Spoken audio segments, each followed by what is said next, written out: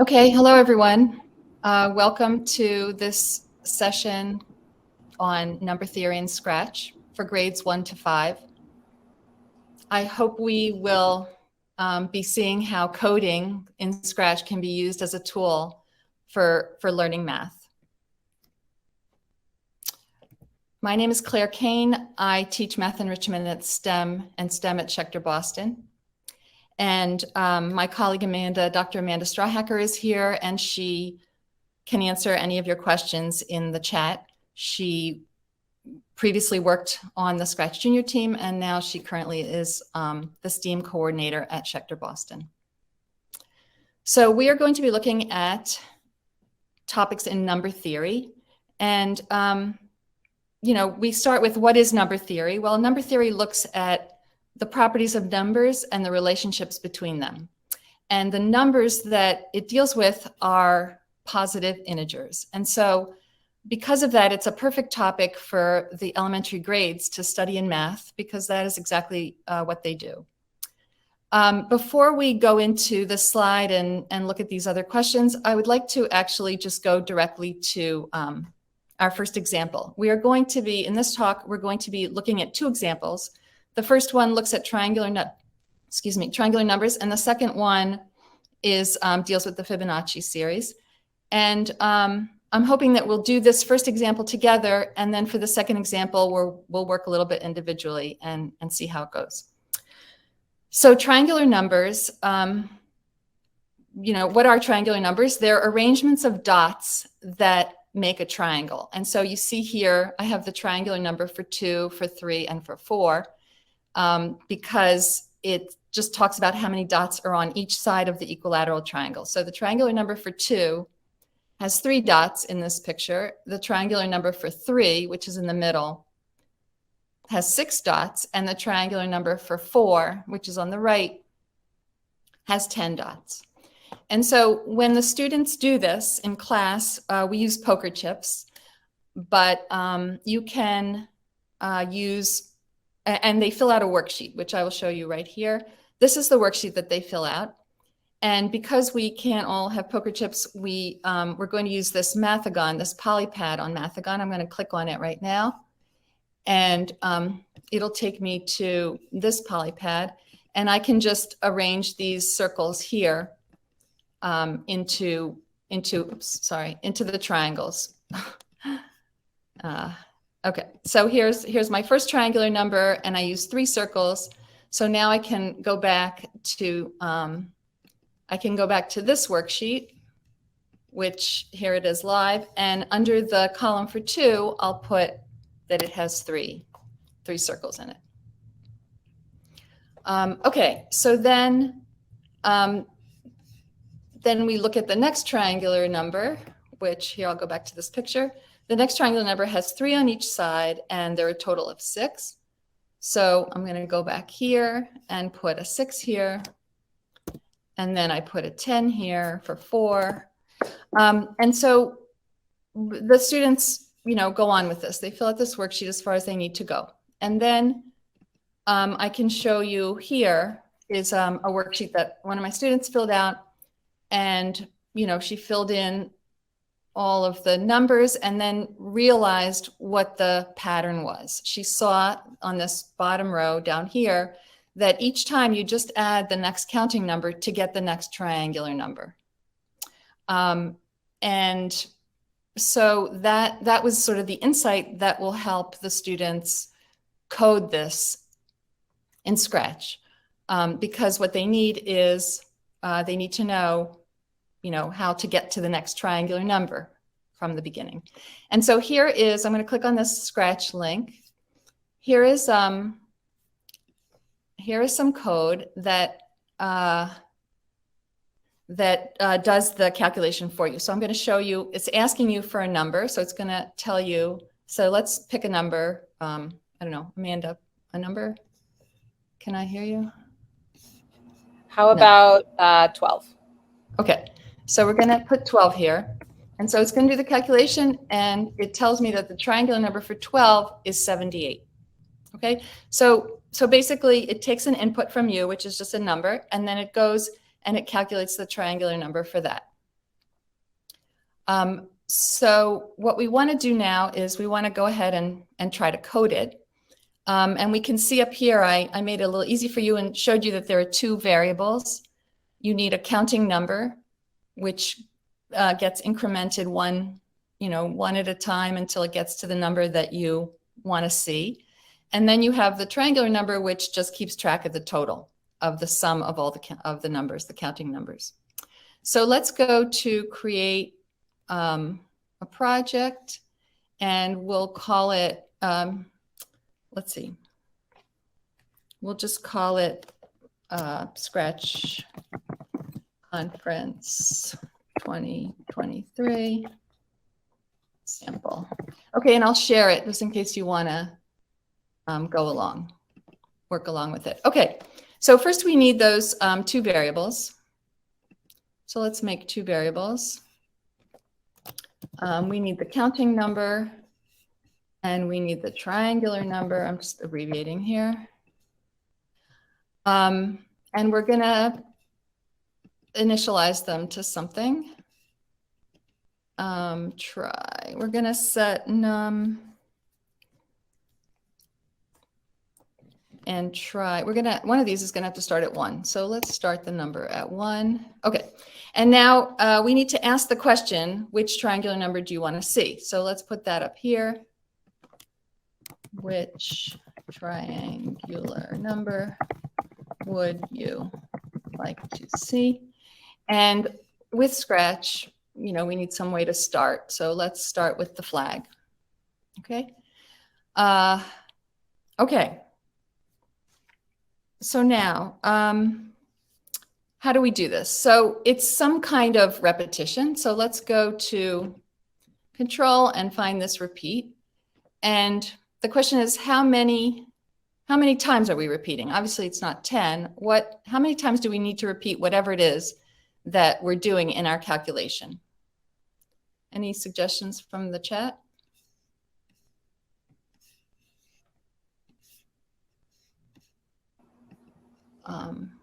People are still thinking, but maybe you could rephrase the question. Oh, sure.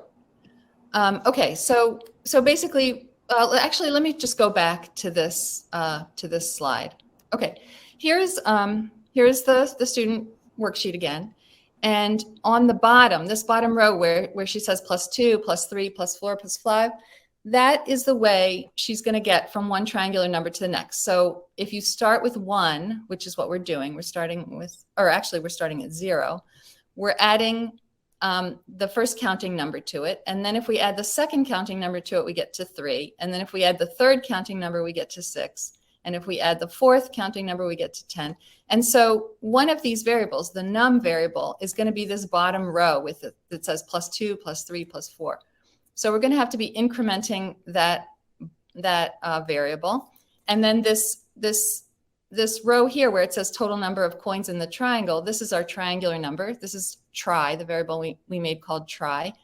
And this is just going to show the result of whatever our previous number was, like this 6 here, plus our other variable, our num variable, is going to give us 10. Okay, so let's... Okay, so we have a lot of suggestions in the chat now. Oh, great. So people are saying create a variable, use the number variable. Okay. Sarah says it's going to be answer. Yeah. Answer block and whatever they input. Right. So I have to change my total by this variable. That's what I'm doing every time. I'm just changing my total by that variable. But then I have to, before I go on to the next iteration, I have to change my variable. I have to increment that number by 1. Okay, but still the question remains, how many times do I repeat this thing? Any suggestions for that?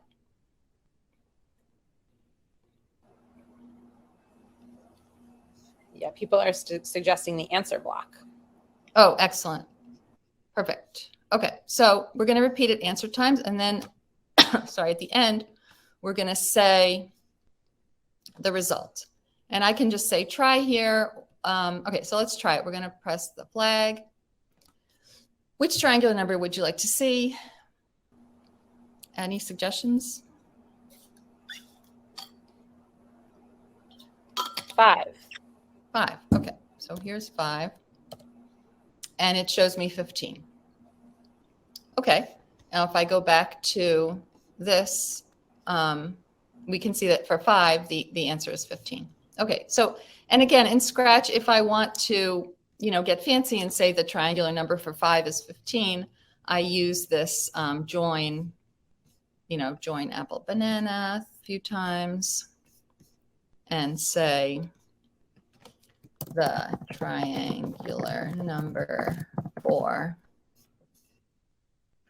answer is this thing, try. Oh, here, I can take it from here. Okay, there. Now it's going to say the whole thing. Which triangular number? Let's say we want to do 5 again. The triangular number for 5 is 15. Okay, good. So that's our Scratch code. Now, let me go back to this. Okay, now I just want to talk about extensions to this idea of triangular numbers. And the middle picture here, you see, as I mentioned, we use poker chips in class. And the students in this example can see that if they put 2 sequential triangular numbers together, they get a square number. So one student made the triangular number in blue with blue poker chips, he made 9. And the other student with red poker chips made the triangular number for 8. And then they smushed them together and straightened them out and got this square number. And then on the left, you see that in this worksheet, the student tried to see whether that would apply to every pair of sequential triangular numbers. And sure enough, he found that they all come to square numbers. The picture on the right is Pascal's triangle. And Pascal's triangle is a great activity for elementary school students to fill out because it just involves addition. Basically, every box is the sum of the 2 boxes directly above it. And so this student, started filling out Pascal's triangle and at some point realized that all the numbers in the first diagonal on the left are going to be 1. And then all the numbers on the right are going to be 1. And then the next diagonal is going to be the counting numbers also on both sides. So he realized at that point it was symmetrical. And then the next diagonal is actually the triangular numbers. So, so if you see the 1, 3, 6, 10, 15, 21, 28, 36, that diagonal is all triangular numbers. So that's kind of fun for the students to see. The little handshake picture in the bottom left is connected to an activity called Supreme Court Handshakes. Here, let me see if I can get it. It's Supreme Court Handshake from the NCTM, National Council of Teachers of Math. And it turns out that the activity counts the number of unique handshakes that all 9 Supreme Court justices do at the beginning of their deliberation or whenever it is that they all shake hands with each other. And it turns out that when you have a group of people, the number of unique handshakes among those people is going to be a triangular number. And it's actually going to be 1 less than, so in other words, for the Supreme Court, if there are 9 people, it's going to be the triangular number for 8. That's the number of handshakes they're going to be. So it's sort of fun for students to do that. And there's a Scratch project in the gallery. I wanted to mention that all these Scratch projects that I'm talking about and that I'm showing you are all in a gallery, a studio, a shared studio, which is probably in the chat. And the worksheets that I'm showing you are all in a Google Drive folder. So you can access all of them. And there's an index in that folder that connects the worksheet to the Scratch project. Okay, and then the bottom example on the right is, let me see if I can click this and get to the example. This also is related to triangular numbers in that it turns out that every number, any number you can think of, is a combination, the sum of at most 3 triangular numbers. So this project is going to tell you what the 3 triangular numbers are, or 3 or fewer triangular numbers for any any number you want to come up with. So do we have a suggestion for a number? Any number to try? 42. Okay, great. 42.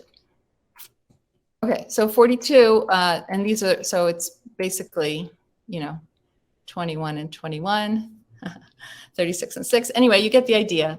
These are the combinations of triangular numbers that that you can, that will get you to that particular number.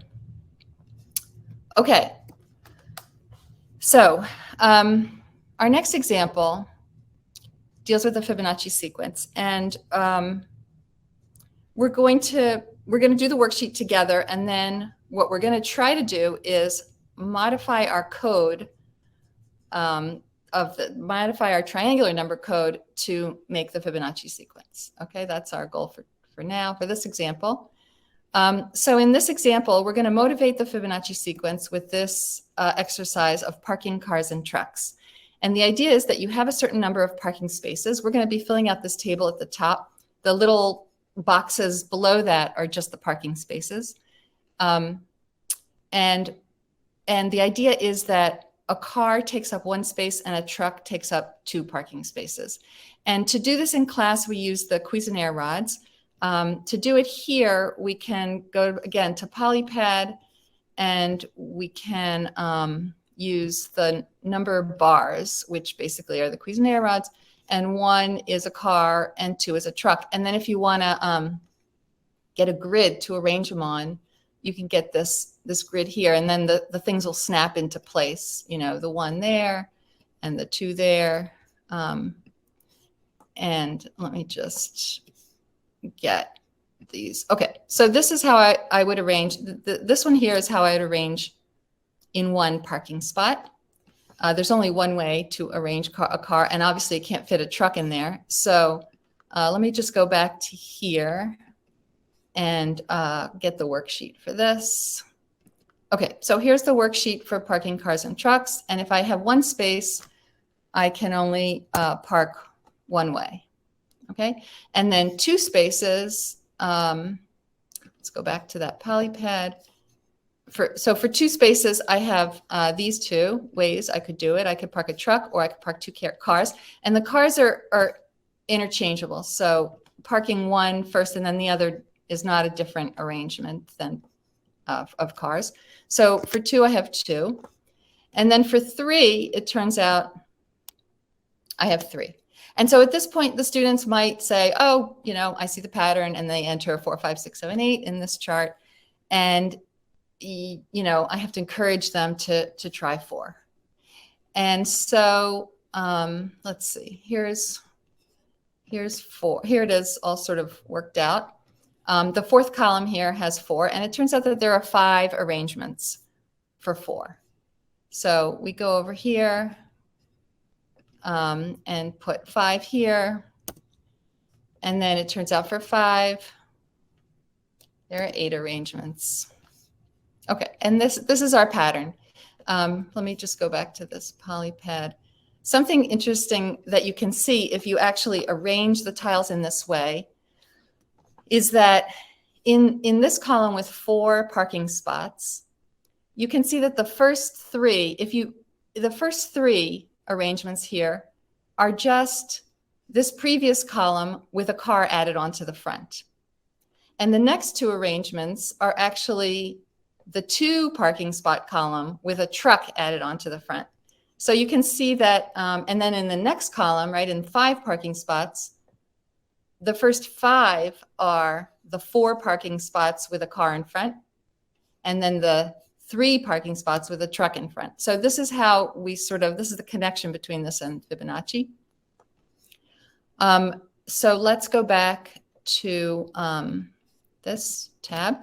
And this is the worksheet that filled out by a student. And after 6, the student sees the pattern here. Okay, and so any suggestions for what the pattern is? Pat, do we have suggestions?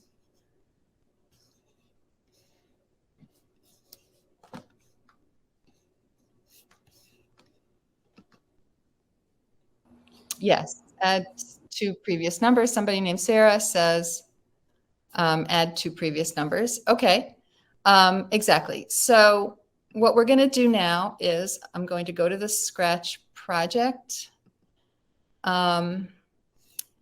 And we're going to see what the inputs and outputs are. I press the flag. It asks me, how many Fibonacci numbers do you want to see? So, you know, let's say 6 of them. I want to see 6 of them. And the first 2 are 1. So this is the first one. This is the second one. And this is the third one. The fourth one is 3. The fifth one is 5. And the sixth one is 8. Okay, so that's what the code is going to do. It's going to give me them one at a time. So one thing I'd like to try is I'd like to go back to our sample project, which is this, and make a copy of it, I guess. Let's see. Save as a copy. Okay, good. And now we'll call this sample 2. Sample 2. Okay.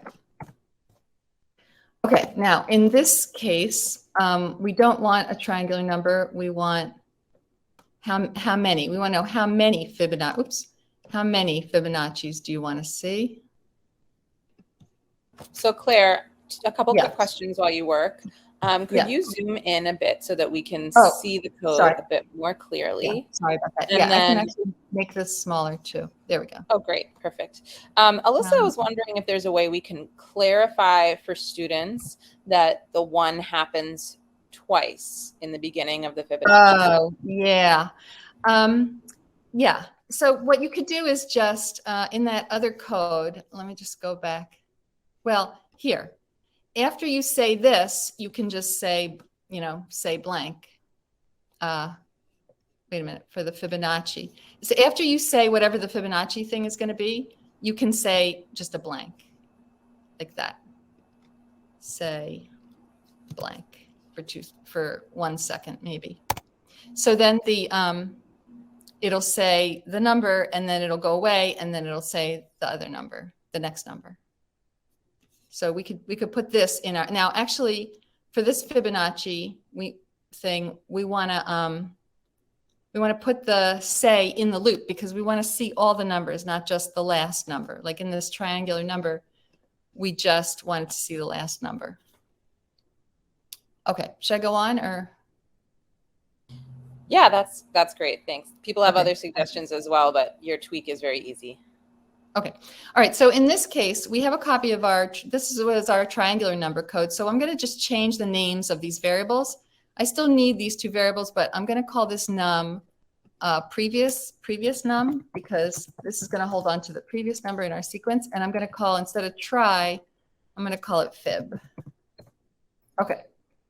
So now I have previous number and fib, and I actually need to start fib at 1, otherwise I'll never get anywhere. And previous number is 0. All right, so that's my initial. I still repeat the number of times that they want with answer. And I'm going to say fib, which is the thing I'm telling them. I'm going to say fib.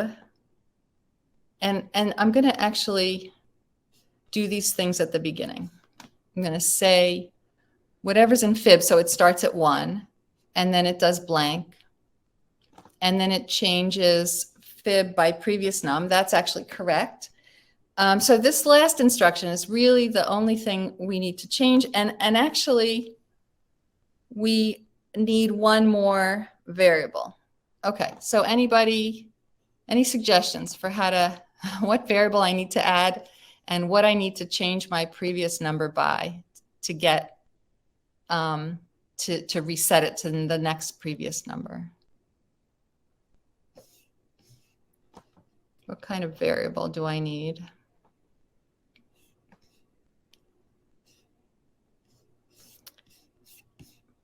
Let's see if there's a... Yeah, you can. Oh, you can definitely start from scratch. I mean, from scratch, obviously. You can make a new script. You don't have to modify, but and in fact, you could do that too. But I find that it's fun to modify because it really gets the kids thinking about how the previous question is different from this question. It just kind of adds another dimension. Right. So the question was if we want them all to show up one at a time in a row. Well, the list is going to give you a vertical, list. If you want it to show up and stay there, I don't know if there's a way to do that. Oh, the new project link. Sure. Let me just, oh, wait, whoops. This is not the right thing. I can get the new project link, Claire, if you want to. Oh, but I have to share it. Hold on. I need to share it. Okay. There it is. Perfect. You have it? Okay. All right. So let me just go back in there. Okay. All right. So, so let me just do this. I'm going to add the variable that we're missing. And so what's happening is that we have a previous number and our current total. But what we need to do is save our current total before we step on it. Like over here, this change fib by previous number, this thing is going to step on our current total. So we really need to save it before we change it so that we can use it as our previous number the next time around. Okay, so I'm going to make a variable called saved fib, and just saved fib at the very beginning of this loop. I'm going to set saved fib to fib. Okay, so I held on to it. I said what it is. And now I'm changing it, but now I need to set the previous number. Oh, sorry, I need to set it. I don't want to change it. I actually need to set it. Set previous number. And so now I have my saved fib that I saved, and now it can go in previous number. All right, let's see what this looks like. We're going to press the flag. Oh, let me make this window a little bigger. Press the flag. How many Fibonacci numbers do you want to see, folks? Let's say 10. Okay, so here's the 1, and then it goes away. Okay, and there's the 1 again. So this is how you would distinguish the first 2 ones from each other.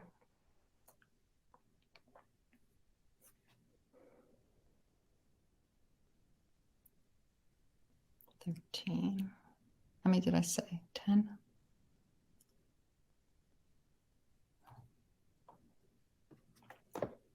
Okay, great. Okay. So that's it for that exercise. Let me go back to the slides. Okay. Okay. Are there questions on that? Let me just see. A lot of general enthusiasm. Okay. All right. Awesome.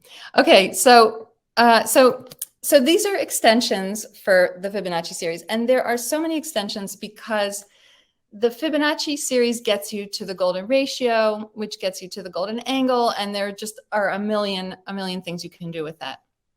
So the top left shows you just on a plain piece of graph paper how students can graph the Fibonacci series and get the golden spiral from it.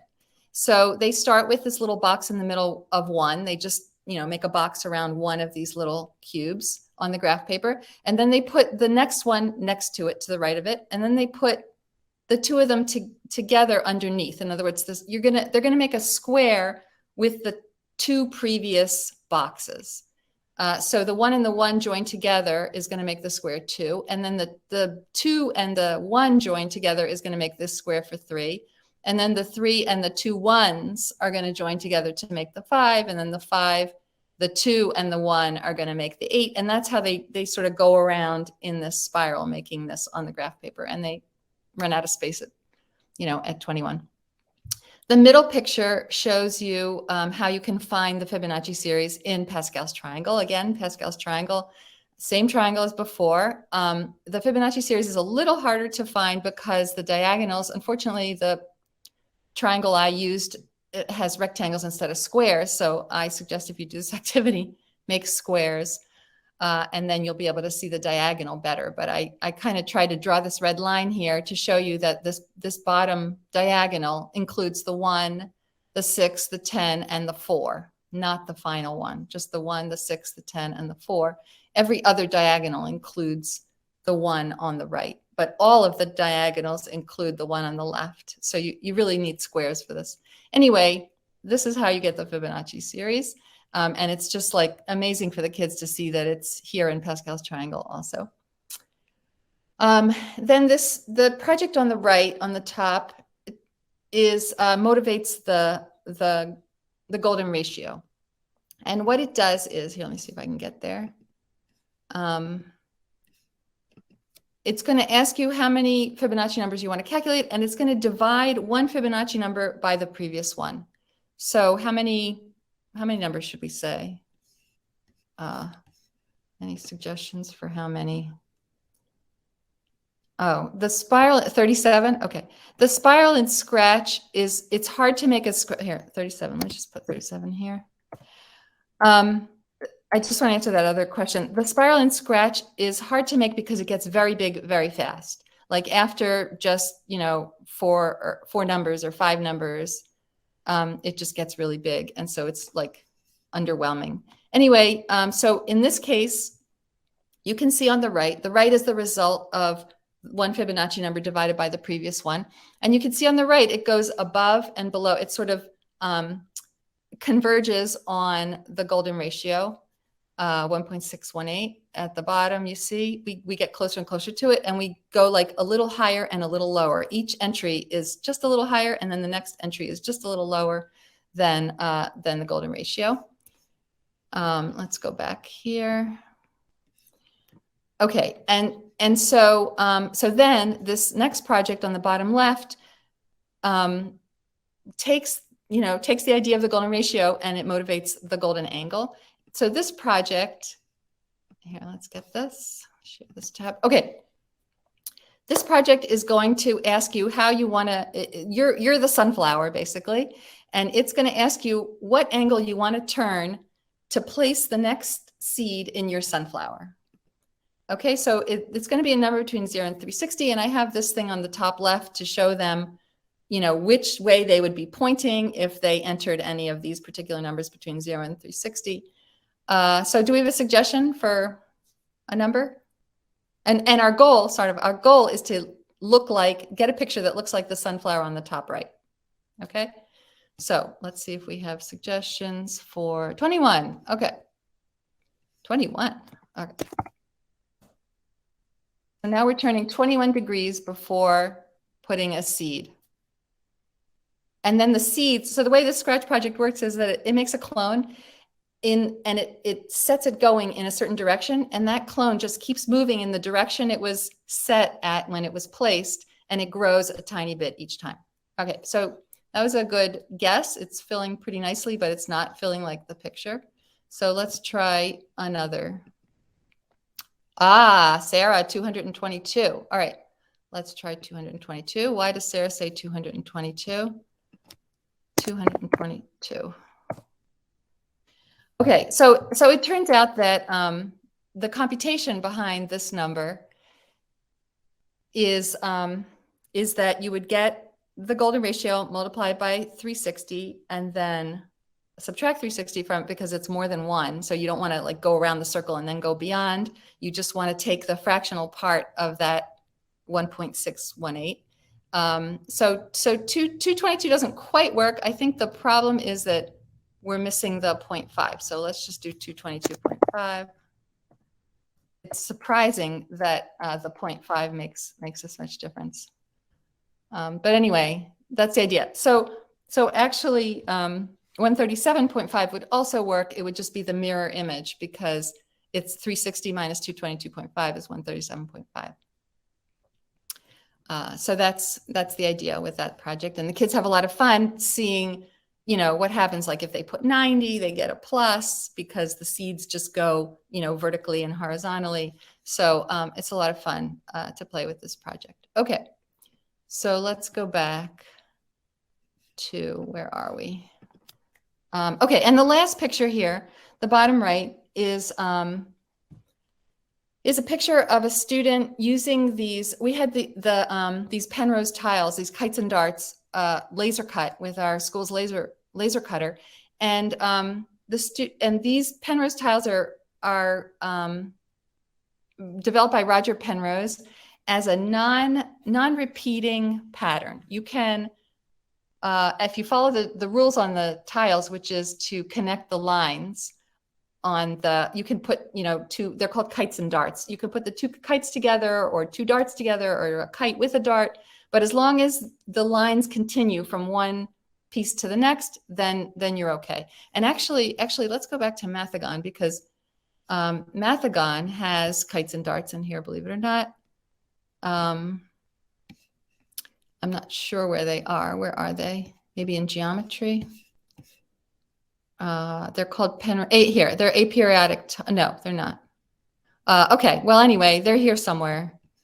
They're called Penrose tiles. I would think they would be in geometry, but I guess not. Okay. They are. Never. You just passed them, Yeah. I think. Did I pass them? Oh, yeah. Here they are. Sorry. Here they are. Aperiodic tiles. Yeah, so these are the Penrose tiles, and they actually have this brand new aperiodic tile, which is the Einstein's hat. And you take it and you flip it. You combine them by putting, you can put this one together with a flipped version of it. It's actually a little awkward in Mathagon because you have to rotate them with this thing. But anyway, you have them here, the kites and darts. And anyway, this is an example of how they can go together. See the line, this line continues from one to the next. Anyway, so it turns out, this is a little detour just to say that it turns out that these kites and darts are related to the golden ratio, in that the ratio, when you're done with your pattern, however far you get, and you can obviously go on forever because it's aperiodic, but when you're done with your pattern, the ratio of kites to darts is going to be the golden ratio. And so that's really fun for the students to see. Okay, here are other topics in number theory. All of these links connect to Scratch projects. This Collat's conjecture, I'm just going to go really quickly, is also called the hailstone sequence. And it just takes a starting number. And if that number is even, it divides it in half. And if it's odd, it multiplies it by 3 and adds 1. And the conjecture is that any number you start with will eventually get to 1. And it has never been proven. It's still, an open-ended, open question in number theory. So let's pick a starting number. Anybody? Starting number, let's see if I can. 13, okay. All right, we're gonna pick 13 here. So it's gonna multiply by 3 and add 1. So 39 plus 1 is 40, and then it keeps going, keeps going. Now this is gonna be 16. And once it gets to a power of 2, that's it. It just goes right down to 1. Okay, and that's it. And it tells you how many steps it took to get there. So one thing we do with this in class is there's a worksheet. The students fill out a worksheet, which I don't have up on my screen right now, but the worksheet just has them pick a bunch of numbers to start with, and they do the computation and see how many steps it would take to get to 1. And then they write the Scratch project, and then they try out a bunch of different numbers and fill out a whole sheet of each number and how many steps it took to get to 1, and then to see what insights they can glean from this worksheet. And it turns out that they usually see that powers of 2 go right down to 1 very quickly. So that's it for that. And anyway, all of these things that I've listed here are different Scratch projects that can be made with these particular topics in number theory. Okay, and so I'm just going to go on to the next. Here is just a screenshot of Wikipedia's answer to unsolved problems in number theory, and it's just I just put it here because it's fun for the kids to see that even adults, don't know everything. And there are lots of numbers and not lots of problems that they cannot figure out in number theory. And here you see under C, you see Collat's conjecture, which is the one that we just looked at. Okay. And so I'm basically, I'll take questions at the end. I just want to, I want to talk about my resources. This book, Math Circle by the Bay, has lots of wonderful ideas of number theory for elementary grades. It's just, it's a small paperback book, and I might have it with me. And it has lots of really interesting problems and questions and discussions and things like that. And it's really nicely done. The Mathagon website is the one we used. Project Euler has lots of codable problems. And I have used it also for Python classes as well. And then these videos, I'm sure many of you are familiar with Numberphile and by heart. And this exploding dot is James Tanton, which what we do is we look at these exploding dot videos, and then we do in Scratch, we do a base conversion code. And those two things work really well together. Okay. So the final word is that here's a student who calls what we're talking about here fancy math. And the idea is that math is a language, and if students are exposed to this when they're young, it's easier for them to speak the language. So that's, I hope you find that this helps you. And now I will let's see if there are questions here that I can. Oh, thank you, Amanda, for posting all these resources. That is great. Okay, thank you. I'm happy to sit here and answer any questions, or we can look at another Scratch, one of those other links if you want to see them. Great. Oh, yeah, I do want to mention, since we're here, that I want to look at that Google Drive that has all these worksheets. Here's the Google Drive. That here in this Google Drive, there's one spreadsheet in this whole list of things, and the spreadsheet is just the index of topics. So I'm just going to click on it here, and you can see the triangular number worksheet that we did is right here, and the Scratch project is right there. So basically, all the whatever worksheets I have for these things are here, and all the projects are there. And I didn't even talk about, oh gosh, I forgot to go back to my first slide to talk about prime numbers. Let me just do that really quick. So while you're setting that up, Claire, I just want to make sure some of the documents seem to require access. So you might want to go through and just make sure they're all viewable by anyone with the link. And then Lisa Jacobson had a great question. Have you had the students make any of these Scratch projects themselves? So, right. So that's a really good question. I don't usually, there are some students who can do it. And those students, I just let them go off and do their thing. But most students really need guidance. They really need step-by-step guidance. And I like to think that I'm sort of giving them the language for doing it themselves. Even though they're not doing it themselves in class, we sort of, group source the ideas and work through it together. We usually just work through it together. And, again, those students who do Scratch at home will just do it on their own, and they'll, come up with whatever problems they have. The grade level is, I work with grades. This is targeted at 1 through 5. These projects I do with grades 1 through 5. I work with students up to 7th grade. In 7th grade, we do a lot of these things, but in Python and and other things as well. Does it take long to teach them the concepts so deeply? I think they get the concepts pretty immediately, especially with the manipulatives. I mean, I feel like the manipulatives really help the kids, and they end up playing around with the poker chips, and there's just a lot. And especially like once you get to square numbers, you can take poker chips of different colors and make the next square number with that different color. And then you can see that that square numbers are just all the odd numbers added together. So it's just really, there are so many things you can do with these particular topics. This is really just a jumping off point.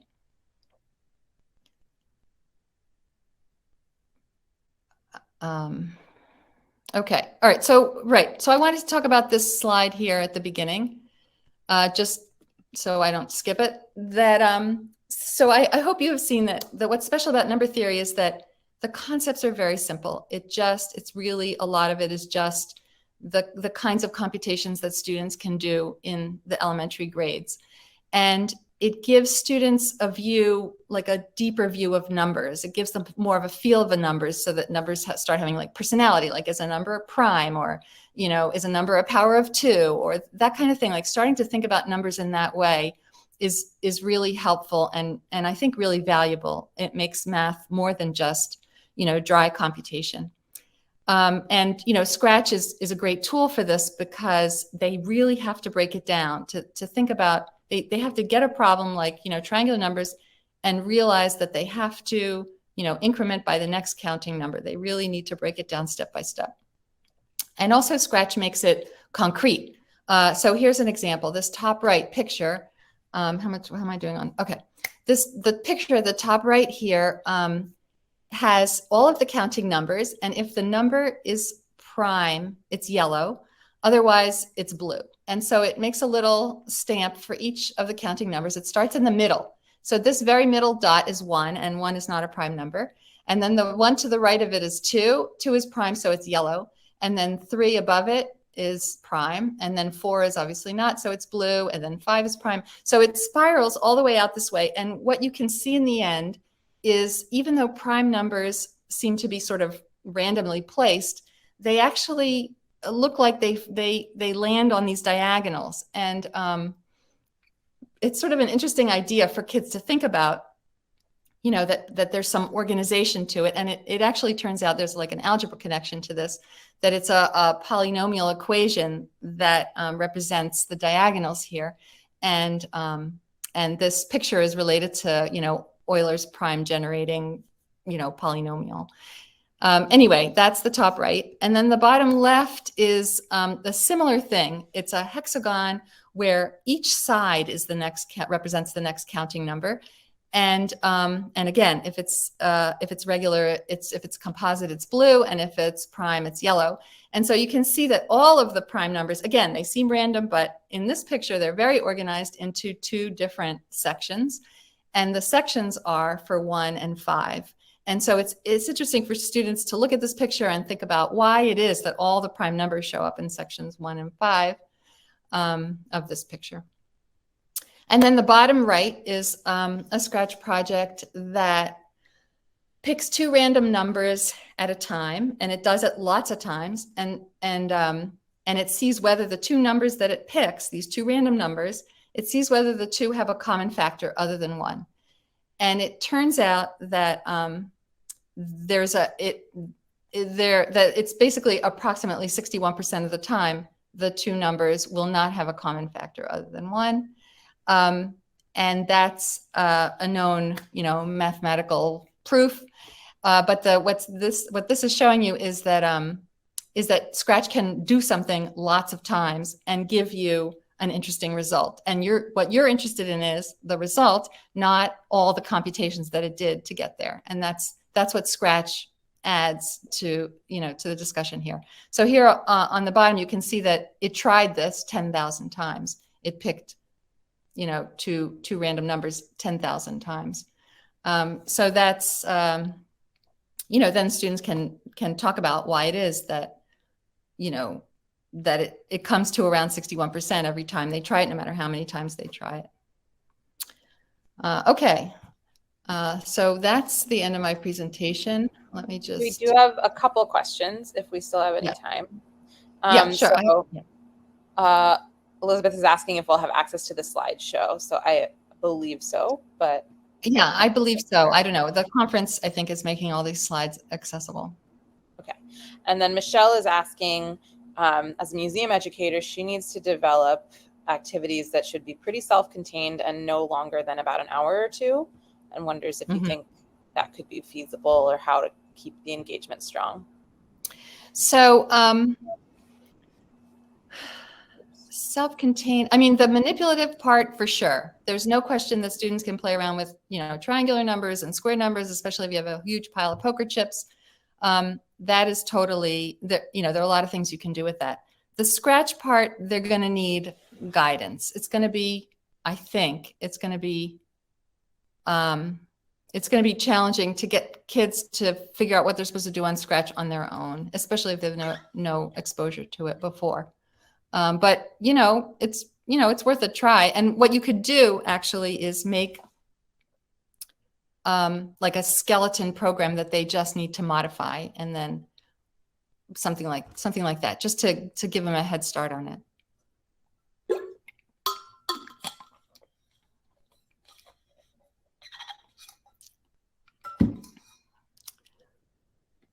Okay. Oh, that's an excellent question, Libby. Thank you for asking that question. Students who have difficulty in math usually have trouble with computation. And this is not about computation. The Scratch is doing the computation for us. And that's why this is just a wonderful approach to math in elementary classroom. Students who feel like, they just can't do it. They're, they see the numbers backwards or whatever it is. I mean, you saw actually the students page that I showed you, the triangular numbers. She actually made a lot of her numbers backwards. But this is like a whole different way of talking about math that doesn't involve computation, really.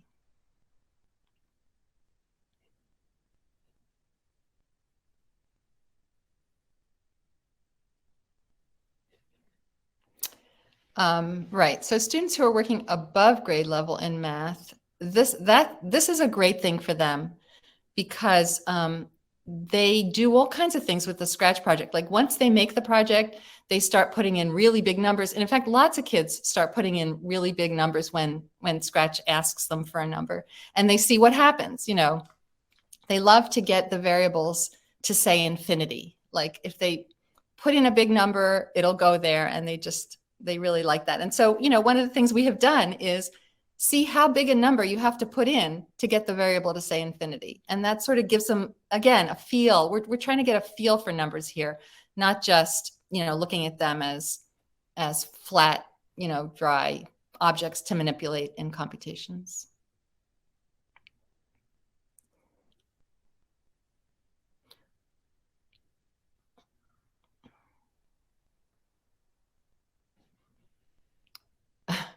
Yeah, I love that Scratch lets you put in really big numbers. Like the students want to break things, that's why they put in big numbers. And then all of a sudden Scratch deals with it.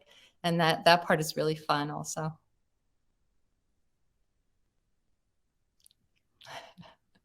Yep. So there's a question about how you structure your activity time, your class with the kids, Yeah. and how you keep engagement level up, given the sort of bigness of the topics. So, one thing I do is I let them pick their sprite. We never start a Scratch project with the cat. They always spend some time picking their sprite, just so that they feel ownership over it. And that sort of engages them, and now it's theirs, and it has their fun. They add extra, things that the sprite says, and they customize it in their way, and that's really important. And also background. They pick a sprite and a background. That's how we start every single Scratch project.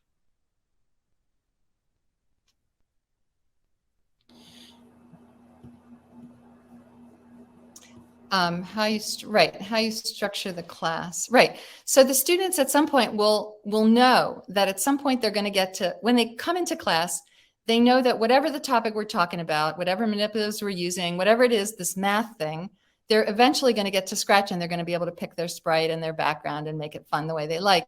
And so they sit down and they listen to they do the activity because they know that the dessert is going to be coding it in Scratch.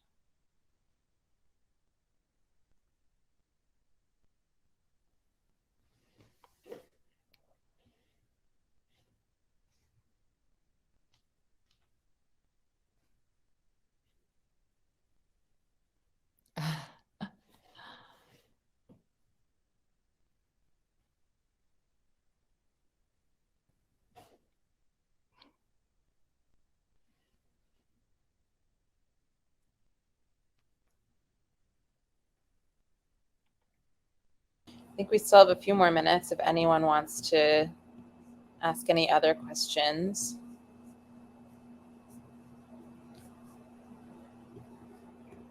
Thank you. Yeah, thank you all for coming. And thank you, Amanda, for moderating this chat.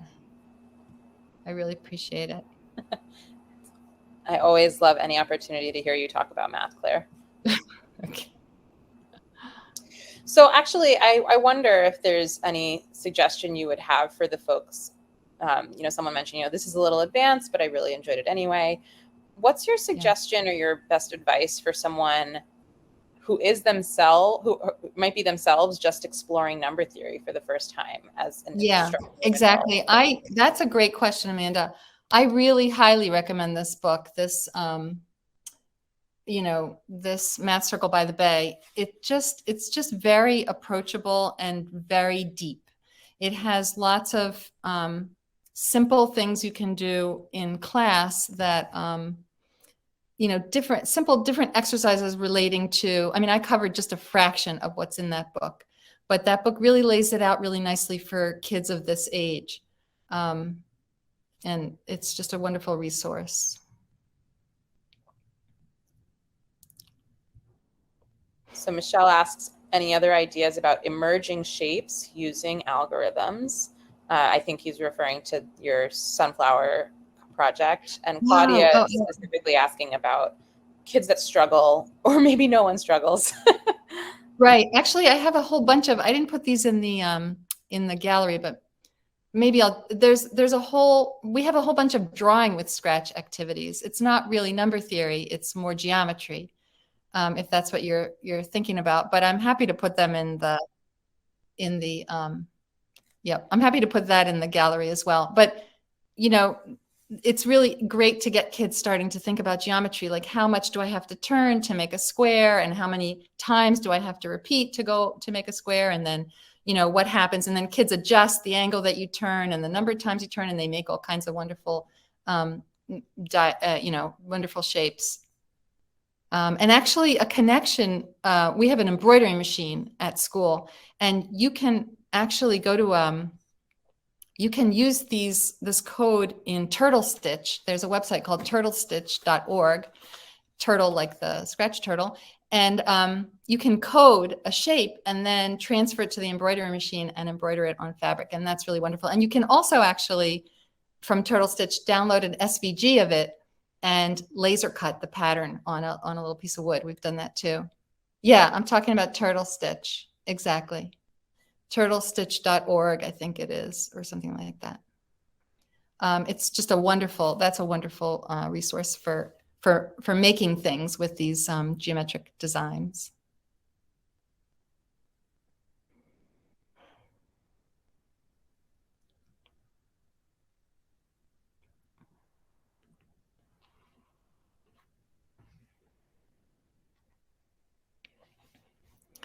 Okay, what is this?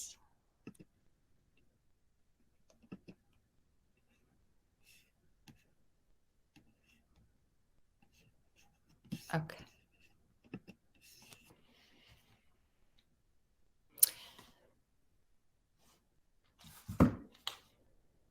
So in our last minute before we have to leave, I wonder if it's worth revisiting the question from Claudia, just very briefly, about what to do when students struggle. Right.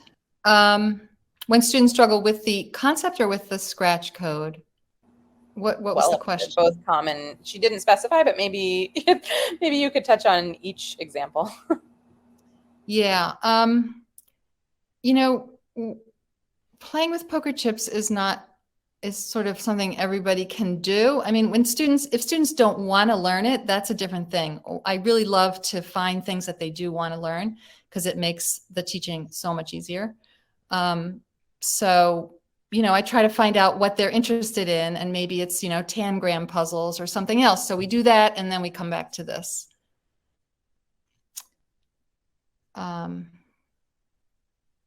Chaos game. Chris Willis Ford, thank you for posting that about the chaos game. That's fun. Okay. Thank you all very much. I appreciate your comments, and I wish you good luck in your endeavors. Thank you so much, Claire. And thank you everyone for staying all the way through to the end. So excited to share this resource with everyone. Oh, and Claire, if people want to stay in touch with you, do you mind sharing your email in the chat? Oh, sure. Or whatever your preferred method is. Right. Following Claire on Scratch. Yeah. You can just share this and either I or Amanda will answer it, I guess. I'm pretty sure that's the email that's connected to my profile on this site. Okay, thank you. Reach me. Yeah, thank you. Okay, bye.